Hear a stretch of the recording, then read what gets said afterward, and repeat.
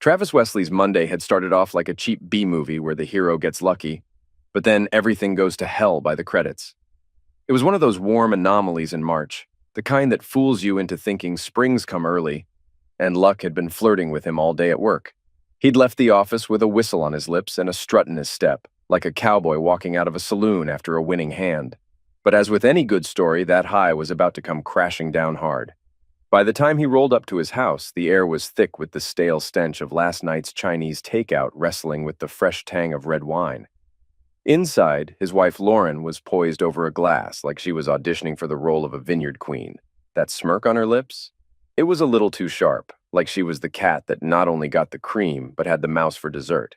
Travis, not one to shake off the jitters easily, poured himself a stiff one from the monkey shoulder bottle and slumped into a chair, hoping to smooth out the creases of a suddenly wrinkled day. "What's cooking?" His attempt at nonchalance came out like a line flubbed on stage. Lauren took a sip, her gaze drilling into him with the precision of a sniper's scope.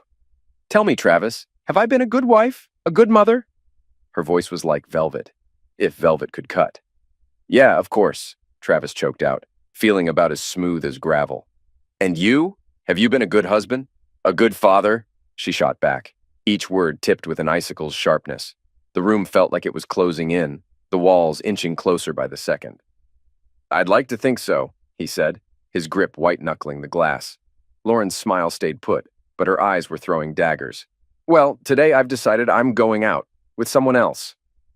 It was like a scene from a noir film where the guy gets gut-punched by the dame who's been playing him all along. "A date?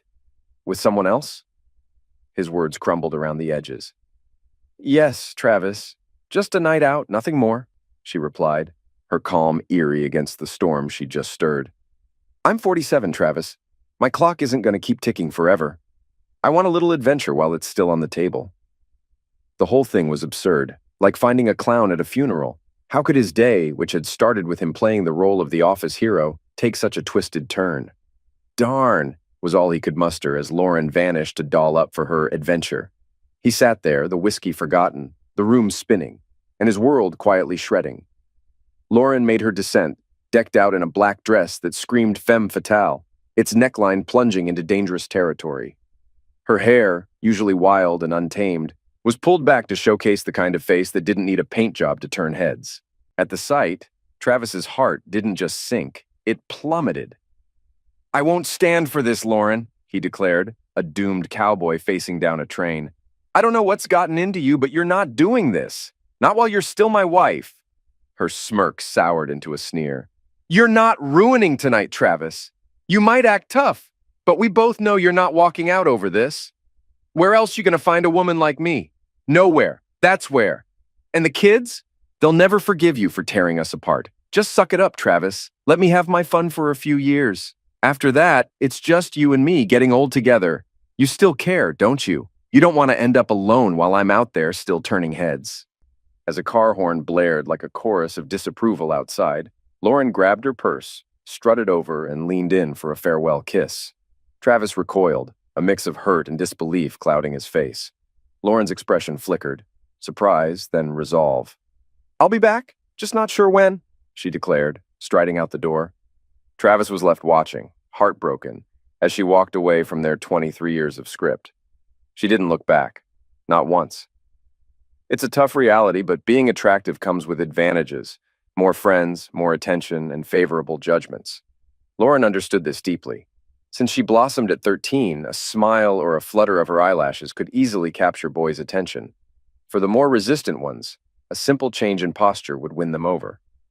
Her beauty was both a blessing and a tool, used with skillful accuracy. Travis had just about had it up to here with fresh starts, but this one was a doozy. New city, new school, new freaking zip code. But then, like a scene straight out of a dime store romance, along comes Lauren, swanning into his 8th grade life with the kind of swagger that should be illegal before high school. The kid was hooked, line, sinker, the whole deal.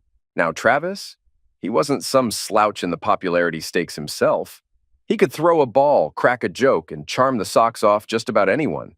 By the time high school rolled around, he mustered up enough nerve to pitch his heart out to Lauren. And what do you know? She swung at it. They were the talk of the town, those two. until junior year rolled around and knocked Travis off his high horse.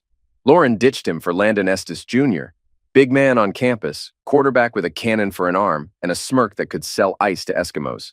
Travis was gutted, not gonna lie, but the kid accepted it, tucked his bruised ego away, and moved on. After all, he was no football hero, just a regular Joe, another face in the crowd. Flash forward to senior year, and wouldn't you know, our boy Travis shot up like a weed, packed on some muscle, and started turning heads. But Lauren? Still out of his league, and he knew it.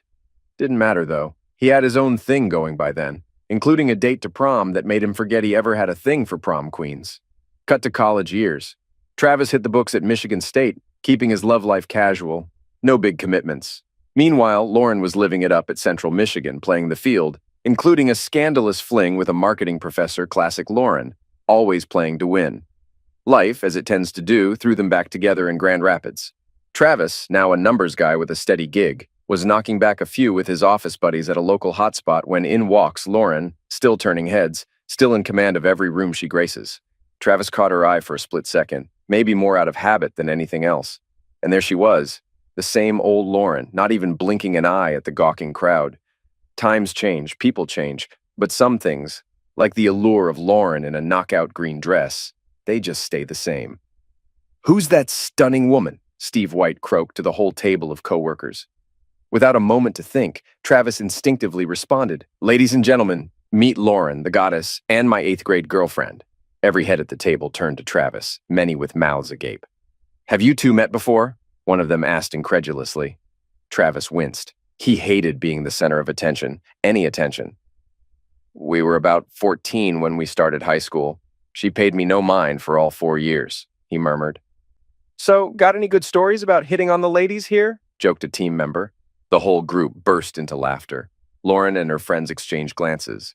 She thought she recognized one of the men at the table, but wasn't sure. They settled at a nearby table with Lauren facing the one where the familiar man sat. "Dude, aren't you going to go say hi?" White teased. "Man, you're practically drooling." "Not very impressive," remarked the first coworker, Casey Jello. "She acted like she didn't know me for 4 years." "I don't see why she'd remember me now," Travis shrugged. Several heads nodded in agreement. Lauren continued observing the man enjoying his meal, then she snapped her fingers and pointed at him. "That's not a good idea, Lauren," cautioned one of her friends. "Pointing at someone in a restaurant can lead to trouble." Ignoring her friend's warning in part, Lauren declared, "I'll be right back. I need to greet an old friend." She practically leaped out of her chair and walked over to Travis's table. "Trav, hey there, so great to see you," Lauren exclaimed, approaching him. Travis glanced at his friends, then turned to his former classmate with a forced smile. "Lauren, nice to see you," Travis said with little emotion, getting up from his seat. Lauren invaded Travis's personal space, kissing him softly on the lips and placing her hands on his shoulders. His colleagues were shocked. Travis was stunned too. Lauren noticed and flashed him a somewhat mischievous smile. She felt comfortable playing this game, knowing he couldn't resist. "Let's go to our table. I'll introduce you to the girls," she said, grabbing his hand and pulling him along. He spent most of the evening with Lauren and her friends. Before leaving, Lauren took his phone, entered her number, and wrote down his for herself. Lauren found it intriguing that Travis seemed unfazed by her. This was a first for her. He was polite at the restaurant, but spent as much time chatting with her friends as with her. Despite her kisses, he never responded. On Monday morning, Travis's co-workers at the bar questioned him about his connection with the woman they referred to as a goddess. They were surprised when he admitted to staying at the bar for about an hour before going home. "She's impressive, but way out of my league," he muttered. "I get it. I don't need this kind of trouble." 2 days later, as Travis left work, he encountered distress in the parking lot when he noticed her waiting by his car. Though he had to admit she looked stunning in a tight dress, he grumbled to himself. "Why didn't you call, Trav?" she asked quietly as he approached. Trav did his best to appear casual, though he couldn't help but notice how elegantly Lauren was dressed. She wore a tasteful summer dress that flowed gently around her knees. "I've been swamped at work," he admitted, managing a smile. Lauren nodded and then, with a warm smile, stepped forward to give him a gentle hug. "I missed you," she said softly, planting a friendly kiss on his cheek. Trav could only mutter a quiet, "Me too," as he reciprocated the hug, feeling a bit overwhelmed by her affection. They decided to catch up over lunch and headed to a quaint little restaurant away from the hustle of the city center. The meal was delightful, and Lauren occasionally adjusted her dress, laughing at her own fussiness. Both Travis and the friendly waitress shared a few laughs at some of Lauren's witty comments, creating a light-hearted atmosphere. Travis found himself genuinely enjoying Lauren's company, reminded of her charm and wit. "Oh my God," he whispered to himself, truly seeing Lauren for the charming person she was, not just the image he had built up in his mind. If this was his only chance to give his all, he needed to ensure that he wouldn't let lust override his emotions and miss his opportunity to surf. After satisfying their desires, they lay facing each other, locking eyes. Lauren grinned suggestively. "It seems I made a big mistake years ago," she whispered. "You're quite remarkable. Who would have guessed?" "If only I had realized it sooner. We've wasted several years, Trav." Lauren recognized what was happening right in front of her. Though Travis didn't match her in looks, he was still attractive, in shape, and appeared to have a promising career ahead. "He's also skilled in bed," she mused, though she kept her thoughts to herself. Despite Travis's doubts about her, mainly stemming from his self-esteem, their relationship gradually improved. While her beauty was evident, Travis slowly fell for the person Lauren was. "I got an engagement ring, but before proposing, let's sit down and talk about our views on fidelity," he suggested, wanting to ensure no secrets remained between them. "I'm not interested in your past details. What's done is done. But I need clarity about our future. I want us to be fully committed. No ifs, ands, or buts. If you're not willing to commit to us, I need to know now." He placed a small black box on the table between them. Lauren gazed directly into Travis's eyes, then shifted her attention back to the box. "I'll never cheat on my husband. Never," Travis recalled her words. Apparently, his wife didn't see it as cheating since she gave him a warning beforehand. He knew that wasn't true. She expected, hoped he'd see it her way, but if he didn't truly accept it. Travis knew Lauren had plenty of chances to cheat over the years, but as far as he could tell, she turned them all down, like a faithful wife should. She was a perfect 10, heck, maybe even a 12, while he considered himself a 6 at best. This left ample opportunity for someone more physically compatible to sneak into their lives. Assuming she hadn't had an affair he didn't know about, she had been a true wife for 23 years. Travis knew he should appreciate those years, but he didn't. When he said "I love you," he meant forever, not just an impressive 23 years. In fact, hardly a week passed without Lauren getting hit on, not just by men. She knew she wasn't just beautiful. She was stunning, a rare gem among ordinary beauties. When God made his wife, he must have had an exceptional day, Travis would often remark. Initially, Lauren would inform Travis whenever she was hit on, striving for full transparency. However, after a few years, Travis told her he trusted her enough that she didn't need to disclose everything. The only time he wanted to know if she was being harassed was if the person didn't accept her first refusal. Then, he'd intervene. Conversely, Travis was seldom approached by women. Part of the reason why Travis didn't get approached by women was because he wore his wedding ring like a shield. Within moments of meeting someone new, he'd enthusiastically talk about his wife and kids, which usually dampened any potential romantic interest. He didn't even realize he was doing it, and most women lost interest before any flirting could begin. Lauren remained oblivious to how her husband's actions were deterring potential suitors or worse. Their almost storybook marriage lasted 22 years until Rosa Esposito entered the picture, joining the same public relations firm as Lauren. Described by Bob CD as a dark-haired beauty with captivating brown eyes and a curvaceous figure, Rosa was like a magnet attracting men. In any other workplace, she would have been the alpha female, but at Super Solutions, she played second fiddle to the most desirable woman in the office. At 42 years old, Rosa had been married for 15 years, but she openly admitted she wasn't a fan of it. She had multiple affairs, some known to her husband and others kept secret, often regaling Lauren with tales of her exploits. With her captivating storytelling, Rosa made her intimate encounters sound nothing short of incredible. "So, you've never considered anyone else since tying the knot? You're just a loyal wife? But I doubt you're not interested," Rose remarked one day during a coffee break at work. "Well, I'm not denying I'm curious, but I'd never betray Travis," Lauren replied. Lately, Lauren noticed she wasn't getting as much attention from men in bars and restaurants as before. She began doubting her ability to attract, let alone entertain, the what-if scenario, as she observed younger women receiving the attention once directed at her. "What if your husband gave you the green light? What then?" Rose inquired. Lauren's expression revealed she had never pondered this possibility before. Her mind raced with possibilities. I suppose if I had his blessing, it'd be a whole different ballgame, Lauren confessed with a mischievous grin. Have you ever thought about asking him? Rose probed. You know, anything worth having is worth asking for. Lauren had never considered this. Her face flickered with excitement, then faded. He'd never agree, Lauren asserted. Never? Rose questioned. Should I do all the work for you? Rose challenged. Suggest it, imply permission, and then take what you want regardless of his response. Convince him that he loves you enough to allow it, that it won't affect your love for him, Rose advised. Travis woke up to the sound of a car pulling into the driveway. Checking his watch, he realized it was a little past 3 in the morning. Glancing at the half-empty bottle of Woodford Reserve, he noted his consumption.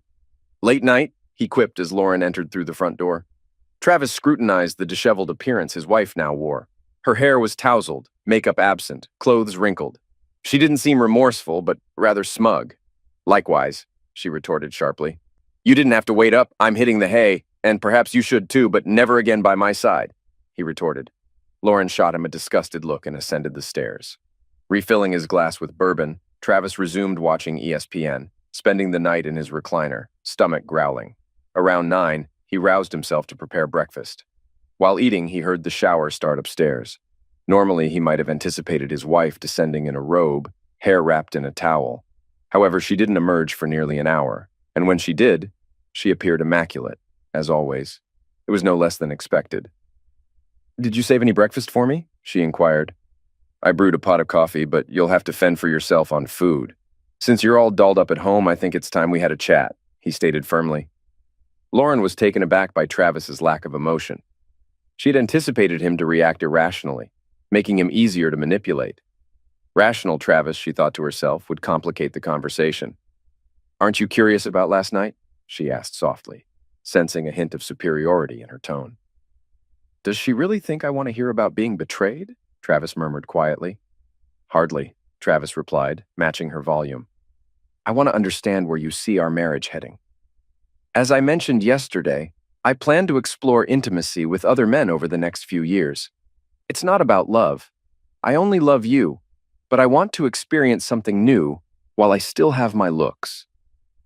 I've devoted myself to you for 23 years without a thought of betrayal. I crave the excitement of the unknown. We'll still have our life together, and I'll be grateful for the experience and cherish you exclusively for the rest of our days, Lauren explained. Travis listened intently as Lauren spoke while fixing his breakfast. He found her calm demeanor while discussing such pivotal matters unsettling. He had numerous questions. Is this all because you desire variety? Am I not sufficient for you? He inquired, his voice trembling. Before she could respond, he continued. So you want an open marriage for a while and then return to monogamy eventually? Does that mean I can see other people too? Lauren struggled to contain her amusement. The notion of her reserved husband asking another woman out was comical. Travis was the most committed to marriage of any man she knew. However, if this was what it took for him to agree in principle, then yes, she affirmed. Assuming it's just about intimacy for you too, Travis raised his eyebrows and shrugged, a gesture Lauren couldn't quite decipher, but she had a suspicion. So, how about a date with Rose? She's a great woman from my office. I'm sure she'd be up for it, Lauren suggested, knowing her friend wouldn't mind spending a night with her husband, especially if it helped Lauren achieve her goal of intimacy with other men while staying married. Travis looked puzzled. The part of him that once craved excitement as a 21-year-old bachelor was tempted by Rose, but the responsible 47-year-old husband knew better. I'd enjoy a date with Rose, but no, babe, thanks. That'd make me just as much a cheater as you were last night, he declined. Lauren's smile faded into an angry grimace. I'm not a cheater, she protested. Well, if you say so, babe, Travis replied, more serious than she expected. But I still don't agree. Get real, babe, because I'll do it regardless, she retorted. On Monday morning, around 11 o'clock, Rose entered Lauren's office to find her visibly upset. To hell with that prude and his high horse, Lauren muttered, closing the door behind Rose. He even turned down a date with you, Rose frowned. I didn't know I was on the table, but forget it. How could he resist this? Lauren said, gesturing to herself. How was your date? Did Travis ruin it? Rose asked. The date was amazing. Jonas really knows how to please a woman, Lauren admitted. God, it's been ages since I felt another man. I definitely enjoy the change. Who do you think I should try next? They both burst into laughter. Lauren felt relieved that she hadn't received divorce papers right away. With minimal interaction between them, she decided it was best not to inquire about his intentions. Although Travis hadn't confided in his wife, he wasn't eager for a divorce. He hoped she'd wise up and abandon her foolish plan to cheat on him. He believed they could move past it if she stopped. His optimism grew when Lauren didn't go on another date the next week, but they still weren't reconnecting. However, the following Friday, Lauren was dressed to impress again, seemingly prepared for a date. "Are you seriously doing this again with the same guy or someone else?" Travis asked sharply. "Come on, Trav, didn't you hear me? It's not about you. It's about me wanting to experience something before I'm too old to attract anyone. It's not that I want you any less. I just want more. Different. People are always hitting on me. I just want to enjoy it. I'll always come back to you," she explained. "What if I don't want you to come back?" "I won't share you," Travis retorted. "I won't stand by while you have fun. I can't handle it. I won't sit around while you try out half the guys in our city. One date I could maybe handle, but two is too much. Staying out all night partying, it's over. That's not why I'm here," he declared, his voice shaking. "Oh, you don't want to lose me," she mocked, wiggling her fingers as if talking. "It doesn't have to be all or nothing," he reasoned. Last week, Travis instructed his lawyer to prepare the necessary paperwork, hoping he wouldn't need them. He planned to call his wife Monday morning, but first, he had to break the news to his daughters. Neither 21-year-old Jackie nor 19-year-old Michelle fully believed their father when he called them that evening, at least not outwardly. But after speaking with both, he realized that his eldest daughter might have sensed that something was amiss. "So you knew she was going to do this, and you didn't tell me," he yelled into the phone. "You don't think I deserve to know what was coming? Please, Daddy, I was in a tough spot. No matter what I did, one of you would have been upset with me. Besides, it's her body, not yours. If she wants to share it, stop, don't continue," Travis yelled back. "I get that she put you in a tough spot, but don't tell me she can do whatever she wants because it's her body. We made vows, and that trumps talk about her body," he added. "I understand, but," she started, then trailed off. "Damn it, baby, I'm sorry, Dad," she whispered. When Warren walked in the door at 2 a.m, Travis was nowhere to be seen. Even though she arrived an hour earlier than her previous date, she looked a bit more disheveled. Gabriel Esposito was a large, muscular man, perhaps the strongest Lauren had ever been with. By the end of the night, she could hardly move. She knew she'd likely have a few bruises from his grip by tomorrow. Overall, it was a great night, she thought. She could enjoy Gabriel again sometime. Lauren felt shocked and embarrassed when she received divorce papers at her office on Monday morning. She burst into tears and hurried to the ladies' room. A few minutes later, Rose appeared upon hearing the commotion. "You should have expected he'd at least deliver the papers," Rose remarked. "Did he really hurt you, baby? This is his way of striking back, tit for tat. Men can be so immature. He's trying to push you into something. He won't let go of 23 years of marriage and half his possessions. Give him some time alone and he'll come back begging," she consoled. Pulling herself together, Lauren returned to her desk, grabbed her phone, and immediately called her husband. "How could you do this to me at the office, in front of everyone? I know you're hurting, but I deserve better, Trav," she yelled into the phone. "After 23 years, don't I deserve more than you unilaterally deciding to open up our marriage? If I'm not right for you, couldn't you have told me beforehand and we could have parted ways like civilized people? I don't want civility. I don't want a divorce. I still love you. You still love me," she pleaded. "I still love you, but every time you spend a night with someone else, that love fades," he retorted. "My love isn't limitless like yours. I always thought that was clear. Who knows? Maybe we were both mistaken." Lauren pursued divorce, and her lawyer arranged marriage counseling, despite Travis's strong opposition. As they entered the consultant's office, they found Lillian Kamak seated at the desk. "Research on marriage counselors indicates most aim to reconcile divorcing couples with a bias toward women," the consultant stated. "Let's correct misunderstandings. Mrs. Wesley, did you truly inform your husband about your intention to date other men for a few years?" Travis concealed his smirk while Lauren struggled to hide her shock, realizing she lacked a convincing lie. "Yes, I did," she replied softly. "That's my desire. It won't impact our marriage." "I believe we can conclude here," the consultant declared.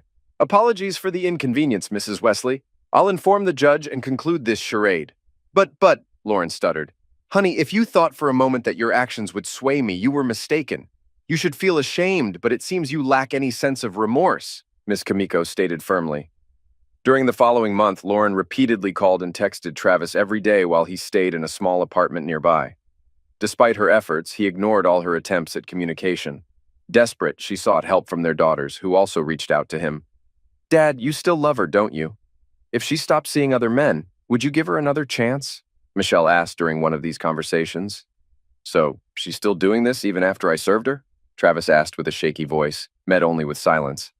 That silence spoke volumes, and Michelle didn't call again or urge him to reconsider. Travis was surprised by how quickly news of his impending divorce spread, particularly among single women. Colleagues and mutual friends offered condolences, some more sincerely than others. Connie Mann, a longtime friend of Lauren's, called to express sympathy for Travis's situation, hinting at more than just a listening ear. Travis was surprised when his wife's close friend Connie began openly flirting with him. Despite knowing her for years, she had never shown any interest in him before. "I would never pursue a friend's husband. It's just not right," she assured him. "But now that you're single, things are different. I want you to know I'm interested." Surprised?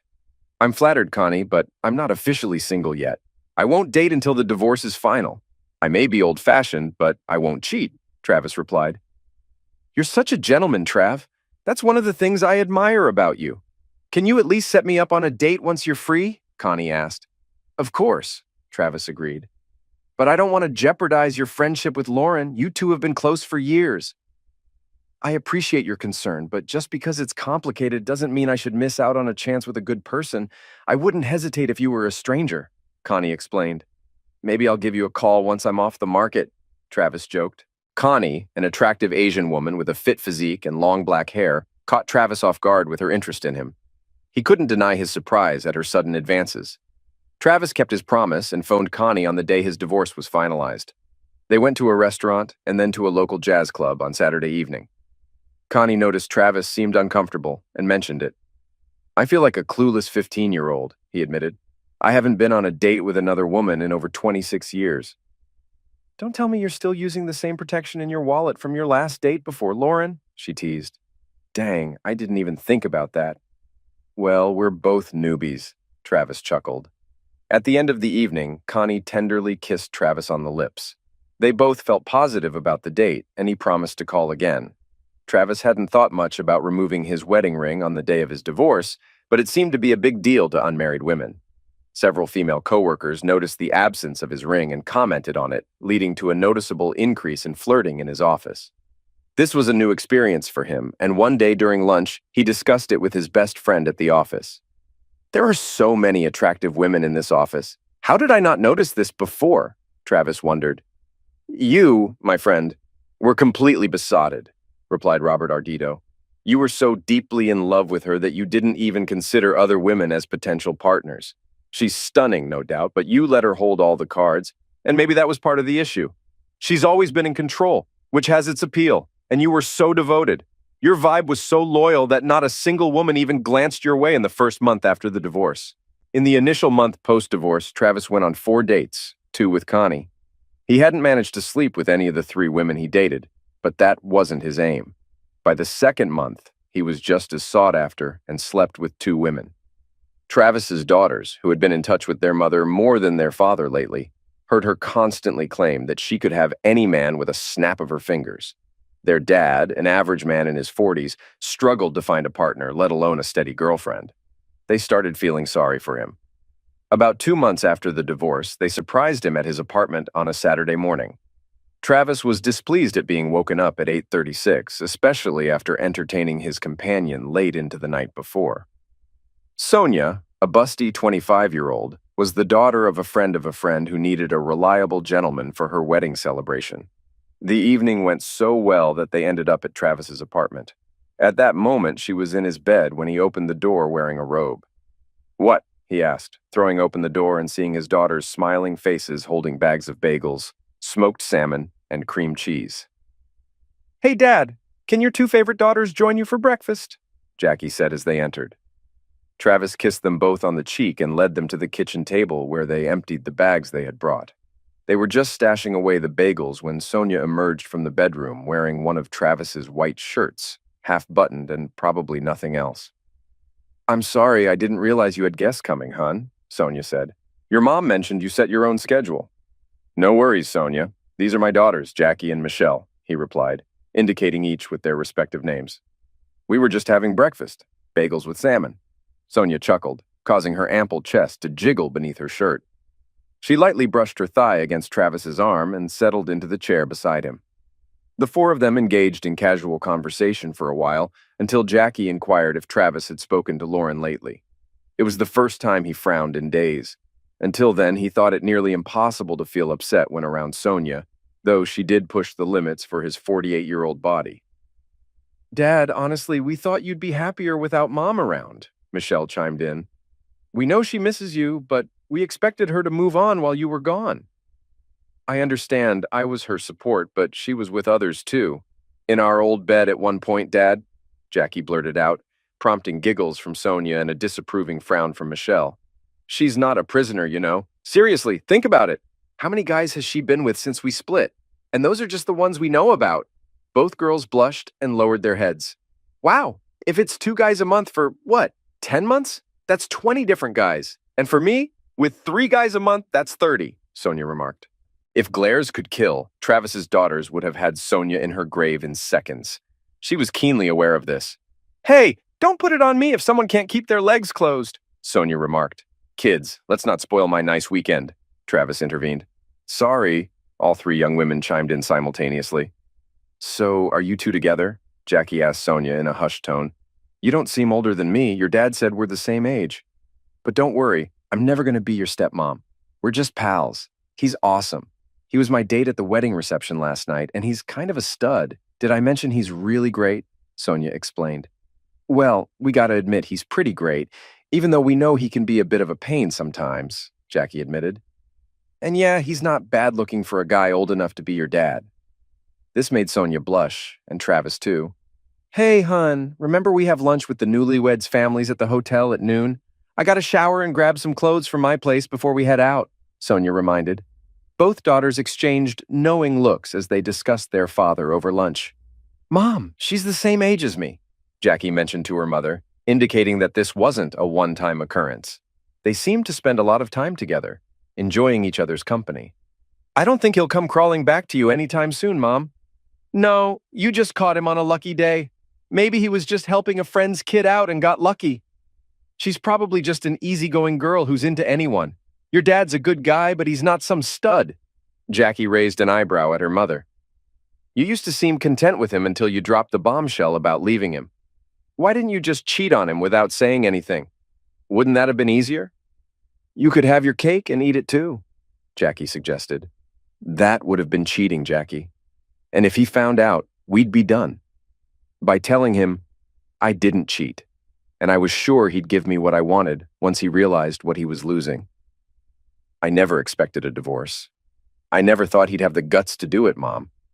Maybe you still love out of weakness, thinking everything depends on you, Lauren reflected. Was it all worth it? For the first time, Lauren's face betrayed the stress she endured from Rose's words.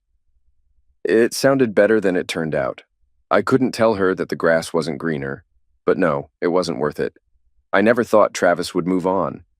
I was so self-absorbed, thinking he'd just pine for his beautiful ex-wife. Instead, he's out there dating like a single guy in his 20s, getting more attention than he deserves, Lauren admitted. After the divorce, he dated several women, even my old friend Connie, and now some young girl who's the same age as our eldest daughter. Instead of moping at home, he's out there living it up like a single guy in his 20s, getting more attention than he deserves, Lauren lamented. When I found out Connie was dating him, I didn't say anything, thinking it was just a pity date, but the second date was unnecessary.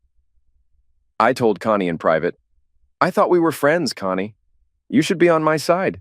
We girls have to stick together. But Travis didn't do anything wrong to you, Lauren. He's a good guy. Great even. He's everything I want in a man. Why wouldn't I date him? Women are lining up for a chance to go out with him. He's a prime catch, and he's great in bed, too. I'd go on a date with him anytime he asked. How could you push such a great guy away? Lauren stared at her friend in shock, her mouth agape. She was just starting to realize the enormity of her mistake. She missed Travis terribly and despised returning to an empty home every day, dreading sleeping alone at night. Meanwhile, Travis couldn't have predicted how his life would take such an exciting turn. He would have been content with his old, mundane life, but aside from that, he was enjoying life quite well. Work was fulfilling, and his social life was vibrant. He found pleasure in the company of various women, both in and out of bed. While he wasn't actively seeking a long-term relationship, he relished the variety. To Travis, there was more to life than just being married to a beautiful woman. Marla Goodling, sporting shoulder-length silver hair with streaks of purple tied back in a ponytail, emerged from the back of her Chicago Go Cubs baseball cap. Her blue Cubs t-shirt accentuated her ample chest, and her light blue Levi's hugged her figure.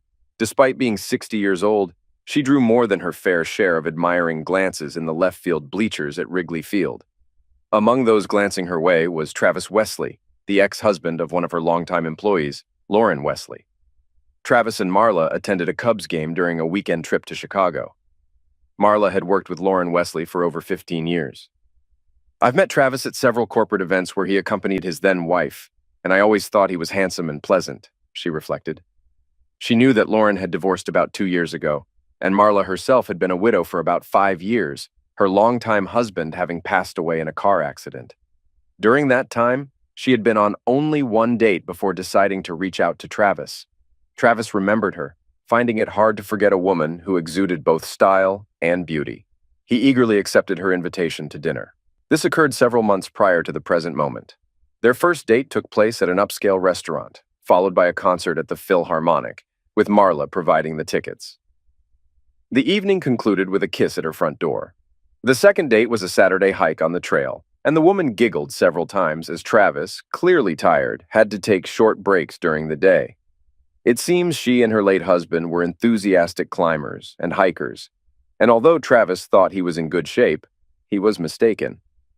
He also discovered that Marla had a toned body for an older woman and captivating gray eyes. The date concluded with Marla and Travis sharing tender moments on the rug in her living room after a passionate makeout session on the sofa. Her blend of affluent class and girl-next-door charm intrigued him. Marla gladly agreed when Travis suggested spending the weekend sightseeing in Chicago as part of their third date. On their first date, Marla informed Travis that she had no intention of informing Lauren about their dating status. If asked, she wouldn't deny it, but she wasn't going to broadcast it either. Marla also mentioned to Travis that Lauren had informed her colleagues that she and Travis were divorcing due to irreconcilable differences. Travis shared with Marla the same story he had told others. Lauren had cheated on him with at least 2 men, without providing further details. In the 2 years since his divorce, Travis had developed several strong relationships and enjoyed what he deemed an amazing intimate life. All his partners held him in high regard, and some hoped to be considered when Travis decided to trust women again and marry. Lauren, on the other hand, took a different approach. As she had told her then-husband before their first date, she was simply seeking satisfaction while still attractive enough to catch almost any man's eye. She wasn't seeking an emotional connection like most of her partners. This significant difference between the two former partners posed a problem for Jackie. She and her mother were deeply involved in preparations for the upcoming wedding, which her father was happily financing, when Warren suggested to his daughter that both parents should attend the wedding solo to minimize tension. Jackie promptly agreed and relayed the idea to her father during their lunch chat that same week. "Is this brilliant idea yours or your mother's?" Travis inquired. "I intend to bring a companion. I'm footing the bill for this affair, and I plan to enjoy it with the person I choose." "Heck, I've been taking dance lessons for about a year now, ever since your engagement was announced." "Are you seriously taking dance lessons just for my wedding?" Jackie asked. "That's adorable, but no, Jackie. She doesn't seem to have anyone close enough to invite, so she's attempting to pressure me. Once again acting selfishly and trying to manipulate the situation in her favor. Sorry, baby. But I won't be attending my daughter's wedding without a date. If you're not brave enough to tell her yourself, then I certainly will. She can attend alone or with a companion. That's her decision," Travis declared. "I'll bring my companion," Travis affirmed. "Understood. Loud and clear.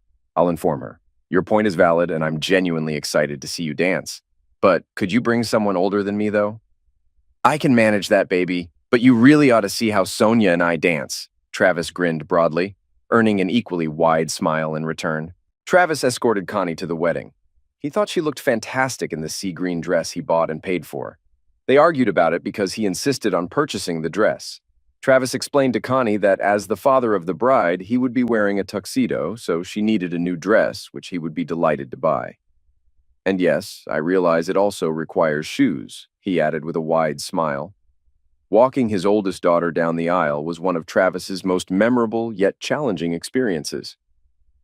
Reflecting on the words of other fathers who had forewarned him, he acknowledged their accuracy. Nonetheless, it was a fantastic day. He, Connie, and his children enjoyed themselves, dancing until the late hours. The only disruption occurred when his ex-wife arrived with her own companion. Although Travis was unfazed, the man spent much of the wedding's initial phase smirking at him.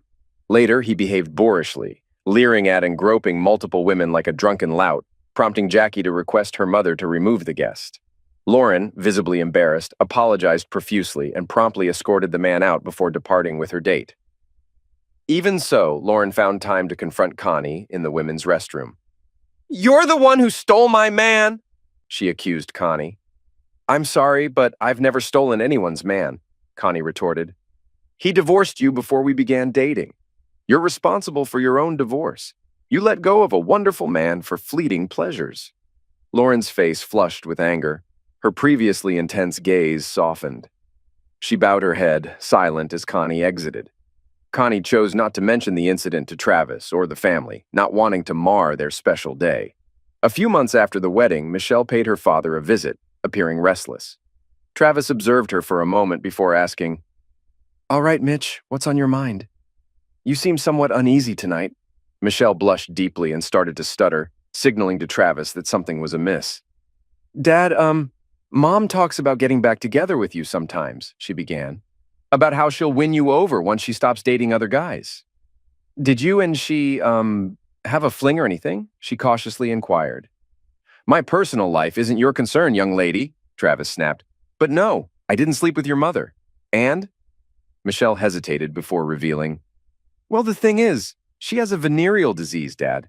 I overheard her conversation with her friend Rosa, and she mentioned having syphilis," Michelle confessed quietly, avoiding eye contact with her father. Travis's expression shifted from surprise to sadness as Michelle observed him from the corner of her eye. "I suppose you're telling me this because you're worried about me," Travis acknowledged. "But it's standard procedure to inform all potential partners about the disease. I wasn't aware of that. I appreciate your concern though, honey," he reassured her. "I understand that Mom's actions concern you. Some of my friends warned me that she's quite promiscuous. It's always awkward when friends tell you your mom isn't perfect." A few days later, Travis received a troubling call from Mara. It became apparent that she shared Michelle's concerns, likely also worried about her own health. "If you're wondering if I slept with my ex, the answer is a resounding no," Travis assured her. "Believe me, Mara, I understand your worry, but I can't control my ex's behavior. It's unfortunate, but her questionable actions have become a topic of gossip lately," Mara confided. Lauren saw her STD as a way to win Travis back. She felt she had enough men in her life. 6 months after being cured, she devised a plan to reconcile with Travis, though she harbored some resentment toward him for initiating the divorce, which wasn't her original intention. Her plan might have succeeded if other women hadn't pursued Travis. Lauren believed she was unmatched in intimacy and didn't expect Travis to be drawn to other women. "He's a catch, but can't these women see he's not on my level?" she vented to Rose over margaritas at the bar. Rose encouraged Lauren's lifestyle but underestimated Travis's depth, assuming he'd just wallow while his ex had fun. However, Travis's post-divorce life proved intense, surprising Lauren and Rose. Travis was taken aback by the voice on the line, his ex-wife whom he hadn't spoken to in years. His daughters must have given her his number. He didn't prohibit it, but saw no need for direct contact. "Hi, Trav," she greeted sweetly. "I think we need to talk." "I thought we agreed to wait until Mal's wedding, but since that hasn't happened yet, maybe we should go back to silence," Travis replied. "You're still in denial about loving me," she insisted. "You think the world revolves around you." "Listen, Trav, I get you're still upset, but I truly care about you. Maybe I should have just kept my affairs secret, but that'd still be wrong. Cheating's cheating, Lauren. Just because you told me doesn't change that. You did it thinking I'd never leave." "Do you think I'm that pathetic?" Travis replied. "You may think you're a perfect 10, even 12, but I've realized I don't need to live in your shadow. These past years have shown me I'm more than just the husband of a beautiful woman." Other women appreciate me emotionally. Why go back to a selfish woman who doesn't respect or love me the same way? After hanging up, Travis turned to the woman beside him. Ready for round two? He asked Sonia, who eventually found her soulmate and married. But Connie and Mara maintained their relationship with Travis. He cared for them both in his own way, but never remarried. They reciprocated his feelings in their unique manner, accepting the arrangement together. Years later, they were invited to Travis's second daughter Michelle's wedding, which irked Lauren as she hadn't invited her boyfriend. She voiced her complaint, but Michelle didn't side with her. After Jackie and her family, Connie and Mara are the closest people to Dad, Michelle explained. They loved him for who he is, prioritizing him over their own needs. You had him, but you left for something more fleeting. Why? Because you were scared of aging and assumed he'd never leave. But he did, for himself. Travis found contentment in his life despite it not being his initial preference. He walked away from what he deemed unacceptable. Lauren's life wasn't one of loneliness and regret either. Being a beautiful woman, she often attracted attention from men, leading to several short-term relationships that never progressed into anything lasting. Reflecting on the past, Lauren acknowledged her remorse for informing her husband of her intention to leave, primarily because she struggled to accept Travis's swift acceptance of her decision. She questioned her judgment, pondering how she could have misjudged the situation so severely. In her eyes, she was a perfect 12 while he was merely a 6. She believed it shouldn't have concluded in this manner.